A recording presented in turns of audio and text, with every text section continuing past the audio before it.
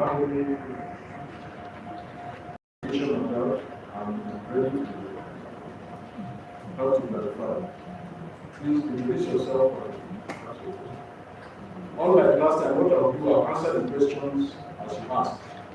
I won't accumulate the questions. I think that's okay. I'll answer as you ask. Okay.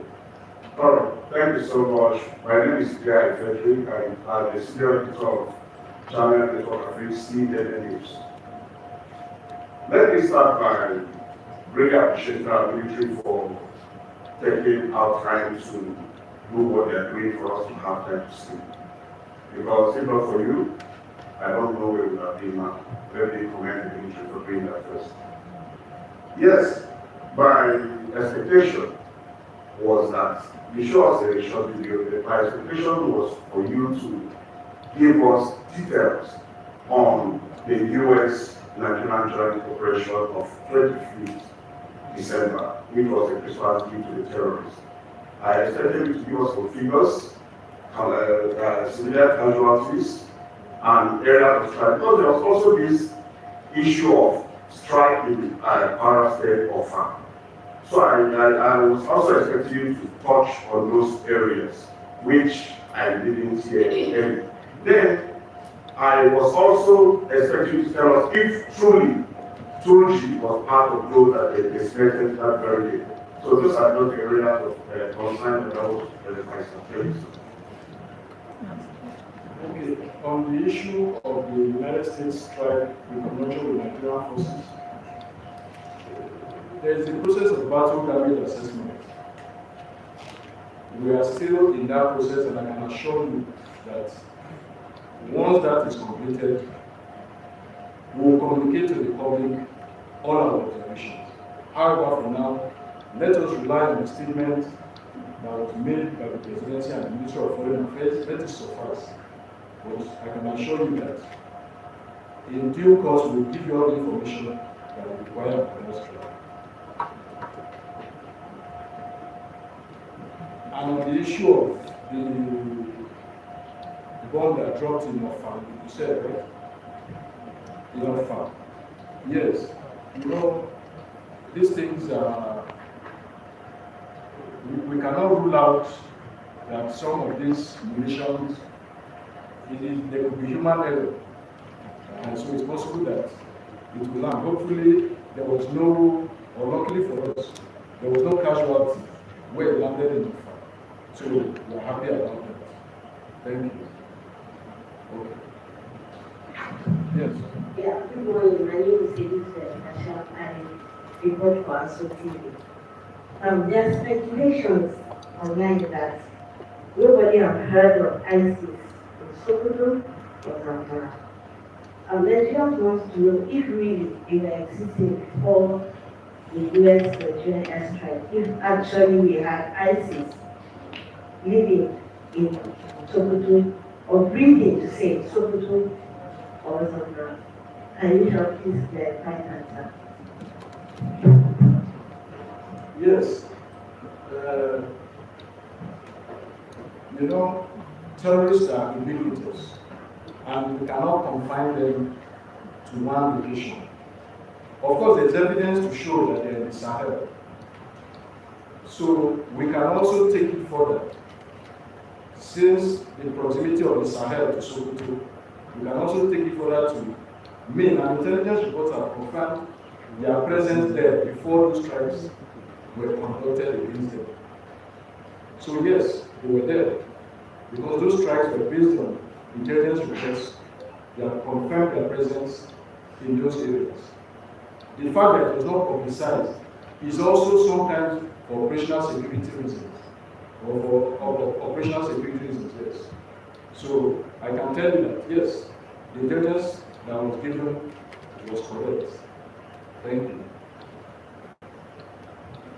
Next. Any more questions? Okay.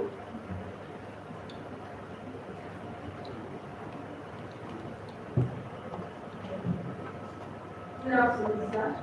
Yeah. My name is Olani Nikeson. I report for Swansea. My question is on the rise of suicide bombings. I think yesterday we received a report that the troops arrested a suicide bomber somewhere in I think in the northeast.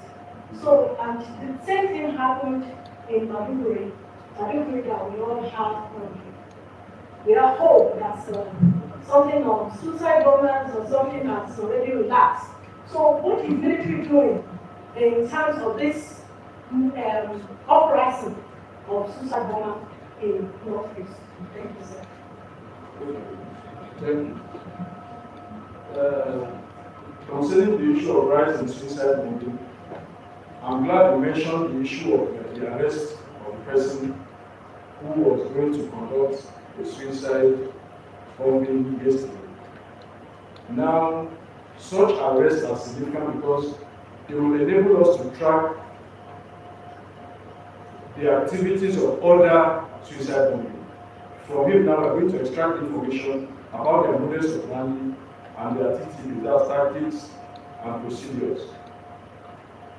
So we are putting in place every measure to ensure that we track and prevent suicide bombings in the future.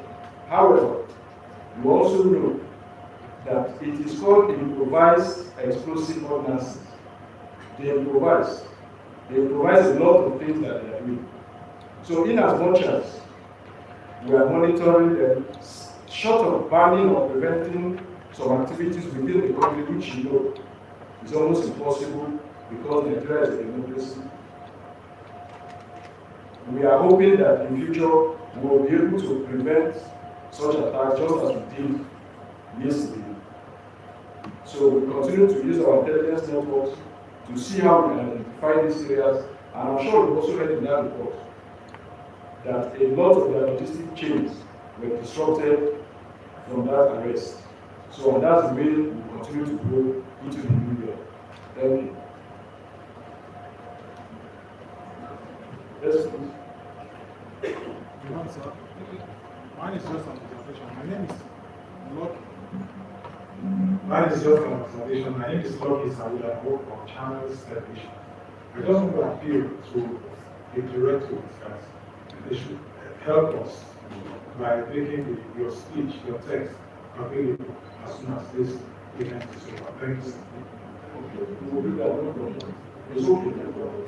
Yes. Too much for so the one and I read for the punch paper. Now, it's good that you've shown us the video clip from the US operation, because this has caused a lot of controversy in the country, with people saying the US fired black because of lack of evidence so far. However, I've seen it in my eyes, seen movement of people saying, and also confirmed that yes, it was not a black operation. However, the silence about the operation is responsible for the controversy the issue has generated. I don't know if the military intends to release this, because many of media houses, many of us need this to counter the narrative that the US Nigeria operation fired black. We need this to refute that. That's number one question. Number two question is, as a result of this, monarchs in some communities, as a result of the Nigeria-US operation, monarchs in Benue community, in Sokoto communities, said they saw every movement of terrorists moving out of various locations. In Benue, the Benue monarch said he saw them entering in his own community. So I want to know, what is the military doing to ensure that they don't create another same enemy in those areas they are relocating to?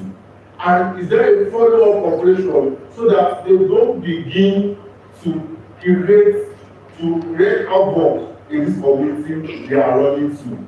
And secondly, is another fear raised by security experts that now that they know that the operation is serious, they will begin to mix more with community, with people in the community. What is the ministry doing to educate the community, not to abhor them?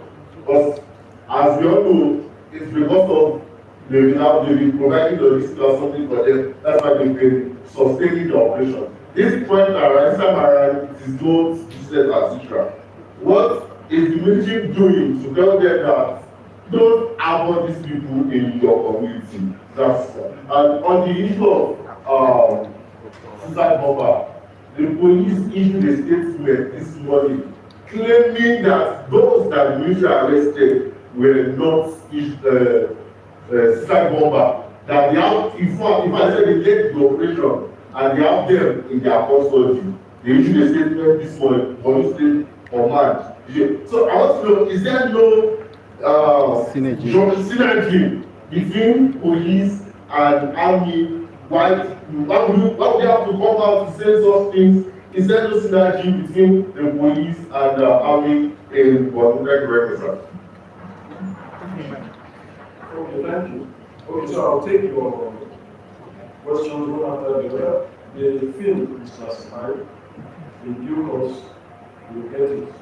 The aim of showing it is for you, members of the press, to dispel the insinuation that is going around in the public. So, I want to assume you will do that. I haven't seen it. Okay, so now, the movement of terrorists outside the targeted areas. Yes, that information is available. All the observations you raised, we have had it, and I told you that we continue to carry out operational planning to ensure that anywhere they locate to, we are monitoring them. And we are doing the necessary things, communicating with all the force commanders in the areas that we have identified as threat areas, so that they will prevent them from assimilating into the community and causing further havoc. And as time goes on, you will hear about all the activities that we are doing. It's important that while we are active, we keep it confidential. With time, I will call here and do all the things that we do. Then, mixing with civilians. If you recall, even in my brief, I said it, I'm trying to mobilize civilians so that, for the civilian population, so that they will also be vigilant and give information to the military and other security agencies, so that any issue of insecurity or any movement of all these terrorists, we can act fast on it. The truth, as we all know, is that security or insecurity can only be called through the cooperation of every member of the society. It's called the whole of society approach. So that's part of what I'm doing here today. And if you see my statement, I'll give you the statement afterwards. We're also trying to mobilize the civil public. And if you can remember, I made a personal plea on the issue of defense act. That's the only thing. Now please let the civil public provide information on what is happening in their areas. Then finally, the issue of synergy with the police. There is a lot of synergy. The incident happened in the village. I'm sure that the Federal Command and the community police are working in synergy. You know that most times, once the military carries out an arrest, we hand over to police for prosecution. So on the issue of whether they are the ones that led the operation, I don't want us to get into that. The most important aspect is that the suicide bomber, who would otherwise have caused damage to the Nigerian civilians and public, has been arrested. Whoever did it, please, I want us to emphasize. I want us to emphasize the glory. Thank you. Go ahead. Good morning, Good morning. my name is Olu Atobi, and I work for CB Platform. My question is about some reaction that actually followed the strike, coming from somebody who owned Chekuri, and we are somehow from them, the military and the US saying that terrorists are part of the scam,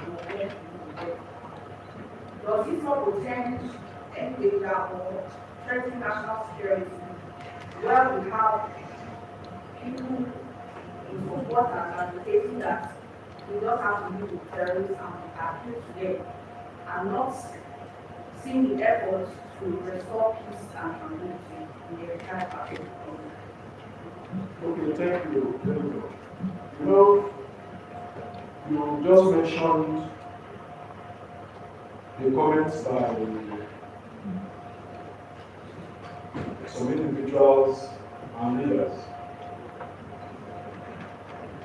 I will still refer you back to the fact that every agency has its functions, and it is not for the armed forces to focus on what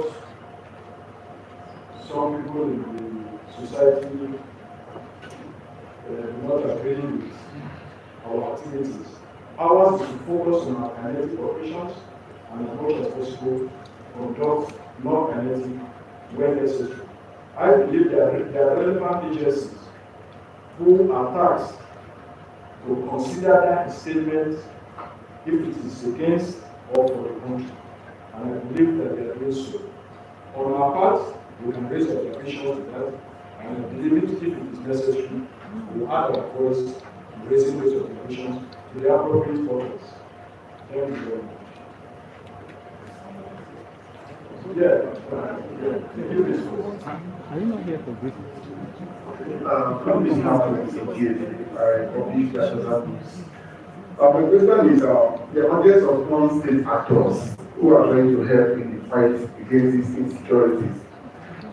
We've seen several of them in the areas of Niger Delta, some of them coming out online to flaunt their weapon and saying that any bandit or terrorist that comes to the area that they need to fight them. Are we not creating on that problem? When we are trying to fight these insecurities, some other people are getting free weapons and getting ready, saying they are helping the military. It's really not bothered about the mandate of these groups, non-state actors in handling this insecurity issue. Thank you.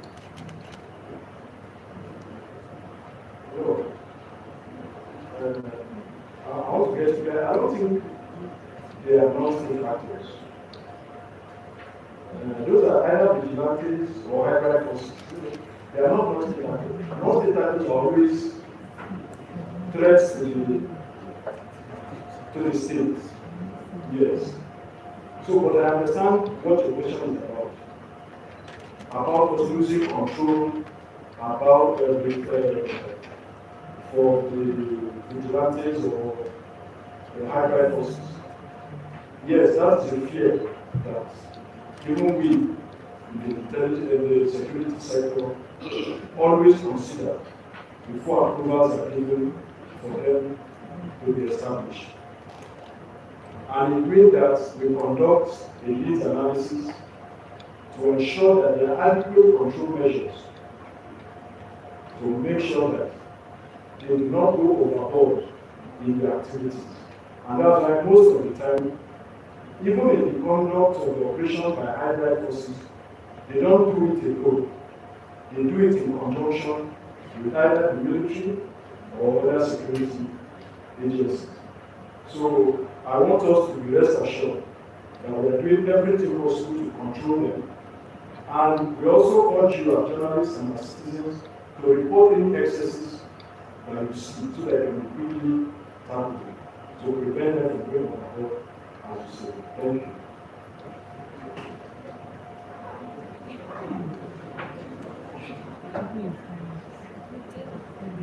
Thank you so much. My name is Prosper from KBS. There are concerns that the American-US strike, like that it will lead to more jihad, that it signals jihad in Nigeria. I want to respond to that.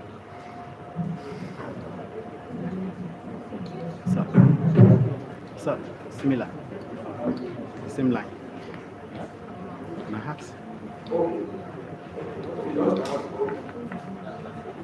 Sir, my name is Gbemi Gaolamikon. I work with GTV. Based on what he said, I want to say that some of the remnants of the bombs that were dropped in the other parts by US, we have some video where some people went away with it, and some were interested in making aluminium or the babambola or whatsoever. They are interested in such. What will military do to get those things that are in the hands of those that might not know implications of what they are keeping in their houses? That's one. Two, those that were arrested by Amotekun in the Ondo axis. So some of those people you are looking for at the upper side there might be somewhere there. Will you be having interest in them? And the last one is this, sir. What will military do to stop some among the military that may be giving information to bandits, to make them to move away from known places? There could be some sabotage among the military. What will military do to that? Thanks, sir. Okay, those are 4 questions now on the issue of the jihad. I believe that the issue of jihad is a religious injunction for those who subscribe to Islam. However, we also need to separate the activities of terrorists from their religious injunctions. For example, if in the course of your activities you carry out offenses that are against the state, of course you will be treated like that. So I don't see it increasing the issue of jihad, in as much as we who represent the state do what is necessary. And as you can see, from the side of the armed forces, we continue to do that by conducting kinetic operations. And for all those who have been arrested, you are aware that they will pass through the normal processes of court and various review. So I'm not sure that that will increase jihad. Rather, I think eventually it will discourage it, knowing that if you go against the tenets or the laws of the state will treat you appropriately. And now, on the issue of the iron side, well, we can only appeal to them to return all materials that will prove harmful to them. We don't expect anybody to take away those materials. We have commissions within the armed forces whose duty it is to recover those things. So we also want you to disseminate to them that they should return them to the military or security locations so that we can disarm those things before they cause greater damage to the individuals who have taken them and to the other members of the public. Now, you also asked about the question of people. I think I've answered that question about people relocating or terrorists relocating to the south. That's why I told you that we have appealed severally that the civilian population will give us information about individuals who are conducting untoward activities in their areas where they stay, in their communities.